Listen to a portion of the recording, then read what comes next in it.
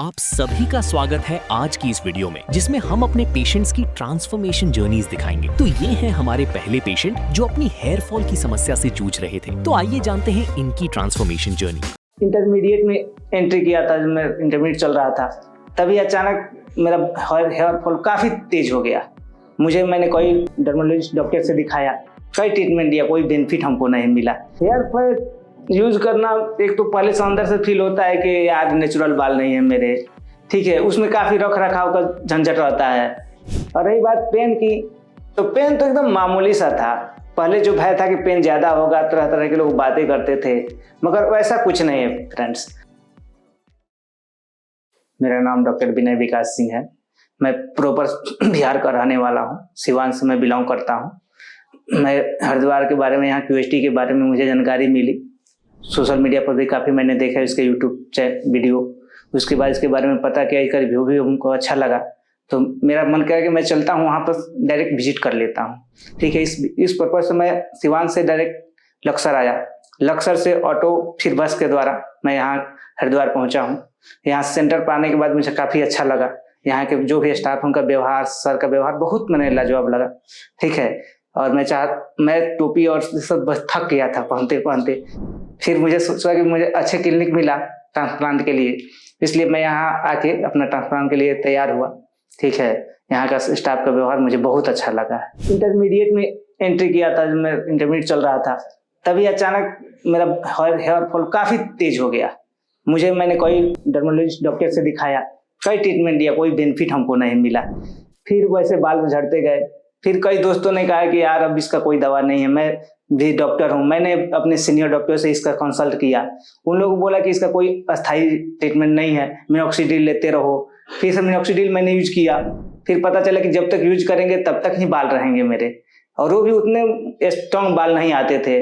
फिर मैंने उसको भी छोड़ दिया। अब ऐसे ही थक गया था मैं, मुझे लगा कि अब शायद इसका कोई सोल्यूशन नहीं है।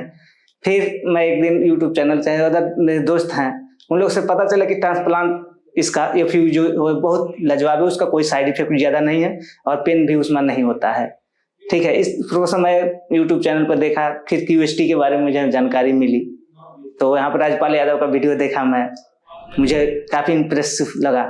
इसलिए मैं खुद सोचा कि चलता हूँ हरिद्वार में, विजिट कर लेता हूँ सेंटर पे कैसा है डॉक्टर साहब का या चाहे स्टाफ का व्यवहार, यह सोच कर मैं यहाँ आया। मगर मुझे लगता है कि ट्रांसप्लांट ही अस्थायी सोल्यूशन है। बाकी कोई भी तेल वगैरह ये सब मैं बहुत यूज किया हूँ, कोई से बेनिफिट हमको नहीं मिला है।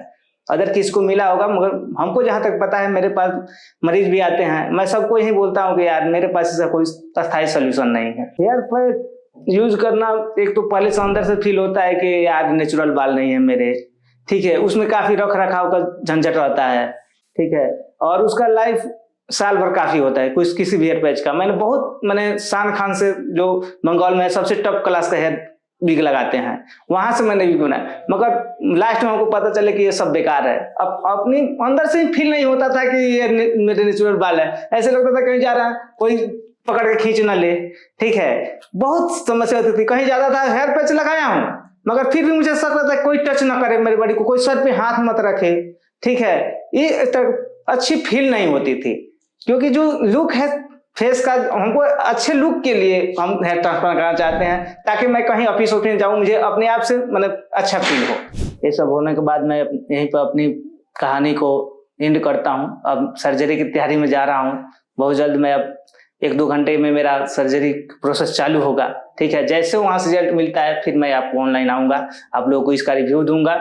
अभी सभी श्रोतागणों को ये बताऊँगा कि मुझे कैसा फील हुआ, ठीक है। नमस्कार, थैंक यू।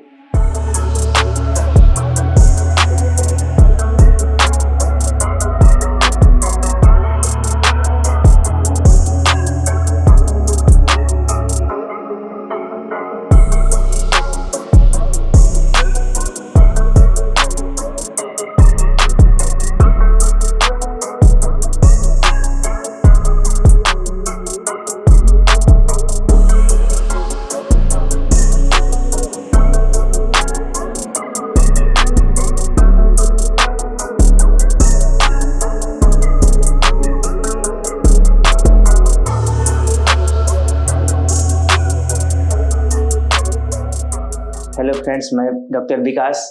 अभी मेरी सर्जरी के 5 से 6 या 10 मिनट हुए होंगे। ठीक है, देख सकते हैं मेरी सर्जरी कैसे हुई है।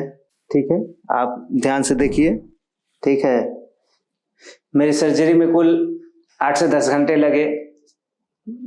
वहाँ जो स्टाफ डॉक्टर थे, ऐसे मुझे एहसास ही नहीं हुआ कि मैं किसी क्लिनिक या किसी हॉस्पिटल में हूँ। मुझे लगा मैं अपने घर में हूँ। और रही बात पेन की, तो पेन तो एकदम मामूली सा था। पहले जो भय था कि पेन ज्यादा होगा, तरह तरह के लोग बातें करते थे, मगर वैसा कुछ नहीं है फ्रेंड्स। जैसे आप घर पे हैं वैसे ही हैं। और थोड़ा सा एनेस्थीसिया देने के बाद लोकल एनेस्थीसिया दिया जाता है, उसमें माइनरी इंजेक्शन का जितना पेन होता है ना, जैसे निडिल उडिल जैसे पुश करते हैं उतना ही पेन है। उसके बाद तो एकदम सब नॉर्मल है। और अभी मैं वहां से निकला हूँ इतना फ्रेश हूँ मुझे कि वह भी लग रहा है कि मैं अभी अब घर जा रहा हूँ। ठीक है, मैं पूरी तरह से फिट हूँ और उम्मीद करता हूँ ऐसे ही हमेशा फिट रहूंगा। आप देख सकते हैं मेरा पूरा बाल कितना झड़ गया था। मेरे लगभग 5000 समथिंग बाल लगे हैं। ठीक है, और डोनर एरिया भी मेरा आप देख सकते हैं काफी अच्छा है। ठीक है, और रूट और खासकर मेरा टेम्पल देखिए, दोनों साइड का टेम्पल, और आगे फ्रंट भी आप देख ही रहे होंगे। ऐसे बहुत अच्छा है यहाँ व्यवहार। सर का व्यवहार चाहे जितने भी स्टाफ हैं लाजवाब है। आपको महसूस भी नहीं होगा कि हम किस हॉस्पिटल में आए हैं, आपको लगेगा हम अपने घर में हैं। ठीक है, और आपको टाइम टाइम पर लंच भी मिलेंगे। जो भी आपकी कम जरूरतें होंगी, दर्द हो गया, जो भी होगा, ऐसे दर्द नहीं होता है, थोड़ा सा दर्द होता है तो आप सर को बता सकते हैं, तुरंत आपको ट्रीटमेंट कर देते हैं, उसका सोल्यूशन निकाल लेते हैं।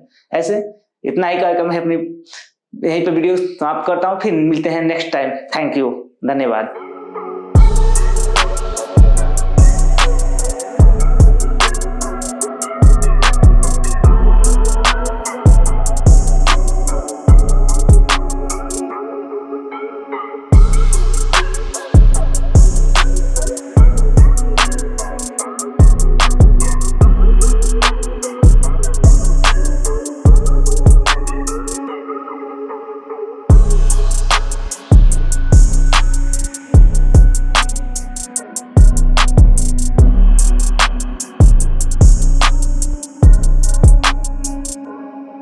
अब जानते हैं हमारी अगले पेशेंट के बारे में। जो मैंने नोटिस किया अपना हेयर लॉस का,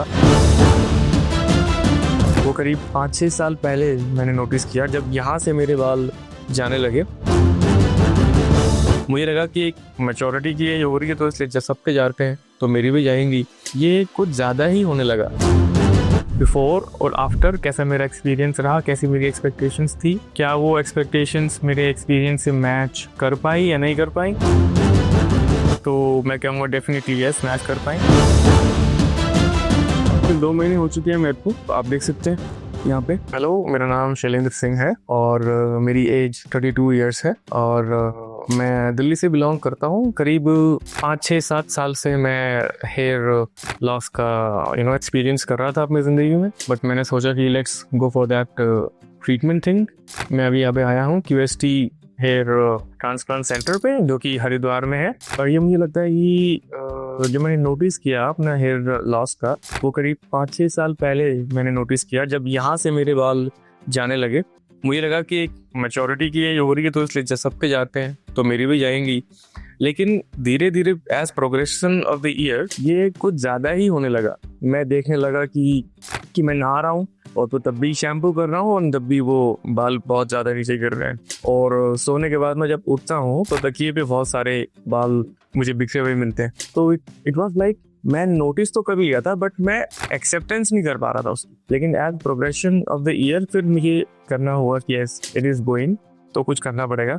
और आप मेरे से रीज़न पूछेंगे हेयर फॉल का, तो मैं ये कहूँगा कि सबसे पहले हमारा जेनेटिक्स बहुत इंपॉर्टेंट होते हैं। जीन्स कैसे दिए भगवान ने, वो तो आपके बस की बात नहीं है। लेकिन इसके साथ साथ कुछ लाइफस्टाइल चेंजेस भी होते हैं आजकल के जीवन में जो हम महसूस कर रहे हैं।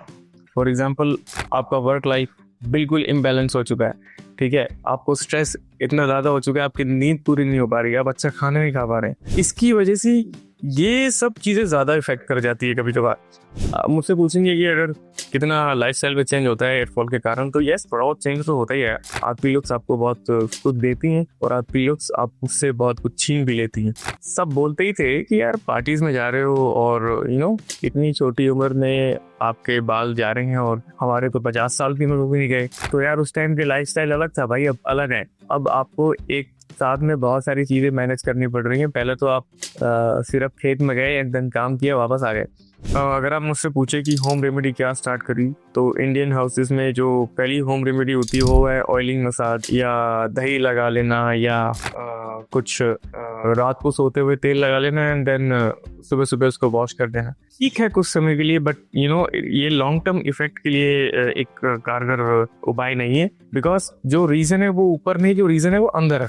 रीजन हमारे जीन्स के अंदर होता है, रीजन हमारे स्ट्रेस के अंदर होता है कि आपको ये क्यों हो रहा है, और हम ऊपर से इलाज करते रहते हैं। So once and for all एक ही बारी में जाइए, आप शॉर्ट कीजिए। अगर आप मुझसे पूछे कि मैं ट्रांसप्लांट का कब से प्लान कर रहा हूँ, सो मैं ये कहूँगा कि आई थिंक 2 या 2.5 साल से मैं ट्रांसप्लांट का रिजल्ट प्लानिंग कर रहा था कि मैं कब करूँ, बट मैं नहीं कर पाया बिकॉज मैं बाहर रहता था। और अभी मैं इंडिया में आया हूँ, देन तो मुझे टाइम मिला है करने का, बिकॉज ये मेरी कंट्री है। एंड यहाँ पे डॉक्टर्स की अगर मैं काबिलियत पूछूँ तो ये आई थिंक वर्ल्ड ओवर में सबसे अच्छे डॉक्टर्स, एटलीस्ट मेडिकल फैसिलिटीज़ बहुत अच्छी हैं हमारी कंट्रीज़ की। और लेकिन मैं देख रहा था कि मैं कौन सा सेंटर चूज़ करूँ जिससे मेरा ट्रस्ट हो और एक कॉन्फिडेंस बिल्डअप हो जाए। ऐसे देखा कि बहुत सारे सुपरस्टार्स और सेलिब्रिटीज़ यहाँ पे आ रहे हैं और उनको अच्छे रिजल्ट मिल रहे हैं। और नॉट इवन सुपरस्टार्स, नॉर्मली भी पीपल अगर यहाँ पे आते हैं तो उनको रिजल्ट अच्छे मिलते हैं। And that's what I want, that's what actually people want, इसलिए मैं भी यहाँ पे हूँ। और जब मैंने क्यूएसटी सेंटर को कॉन्टैक्ट किया, सबसे पहले मैंने दिल्ली में किया था, तो वहाँ पे मेरी मल्टीपल सेशंस हुए फोटोग्राफ्स के, मल्टीपल एंगल पे मेरी फोटोग्राफ ली गई और उसके बाद बताया गया पूरे जाँच करके कि आपको 4500 ग्राफ्स यहाँ पे लगेंगे।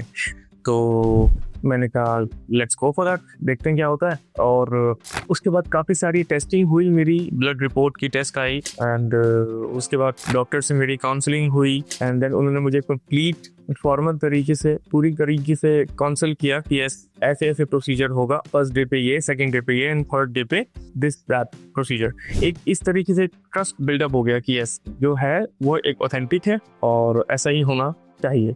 अगर आप पूछे कि सर्जरी को लेकर क्या थिंकिंग चल रही है, I am very hopeful because doctors और स्टाफ यहाँ पे बहुत प्रोफेशनल्स हैं एंड नीट एंड क्लीन। मैंने अभी तक ऑफिस देखा है इनका। कुछ ही देर बाद मेरा एक हेड ट्रिम होगा एंड देन हेयरलाइन बनेगी। आई एम एक्साइटेड बिकॉज ये ऐसा है कि मैं हर साल कराने वाली कोई एक्टिविटी तो है नहीं, क्योंकि ये तो पहली बार हो रहा है जिंदगी में। तो I am okay little bit nervous but excited more कि चलो जो होगा वो अच्छा होगा। तो मैंने ब्लड टेस्ट करा लिया है एंड ब्लड टेस्ट डॉक्टर्स ने देख लिया है एंड वो बिल्कुल ठीक है। सो इन अ शॉर्ट वाइल मैं सर्जरी के लिए जा रहा हूँ और तब तक प्लीज जुड़े रहिए मेरी जर्नी से।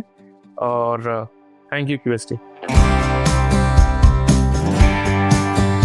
क्यूएसटी हरिद्वार ने मेरी अभी की सर्जरी हुई है जिसको कंप्लीट हुए करीब 15 या 20 मिनट हुए हैं। और डॉक्टर्स बहुत ही कोऑपरेटिव थे, बहुत ही सपोर्टिव थे एंड द डॉक्टर्स थे यू कैन से कि 15-20 मिनट में मुझसे पूछ रहे थे कि how it is feeling, how it is going, and आपको कोई दर्द तो नहीं हो रहा है या आपको कुछ प्रॉब्लम तो नहीं हो रही है दूसरी चीज़ के रिगार्डिंग। और ऐसा कोई दर्द वर्द की बात, ज़्यादा दर्द नहीं होता है कभी कभी, लेकिन एक ऐसा लगता है कि कुछ पिंस सी चुभ रही है, वो भी शुरुआत में चुभती है, लेकिन एक बार ही आप एनेस्थीसिया आपको दे दिया जाता है देन कोई आपको दर्द का एहसास नहीं होता। और जहाँ भी दर्द का एहसास हो भी रहे आप डॉक्टर को बता देंगे तो आपको दोबारा से एनेस्थीसिया दे देंगे। तो मेरे हिसाब से मुझे दर्द हुआ होगा तो इन द 5% हुआ होगा वो शुरुआत के लेवल पे, उसके बाद नहीं दर्द हुआ। जब मुझे एनेस्थीसिया दिया गया तो तब मैं पूरी तरह होश में था और एनेस्थीसिया देने के बाद में मेरे को यहाँ पे पूरी की पूरी नंबिंग हो गई थी ताकि मेरे को पेन ना हो जो भी डॉक्टर सर्जरी करेंगे उसके बाद,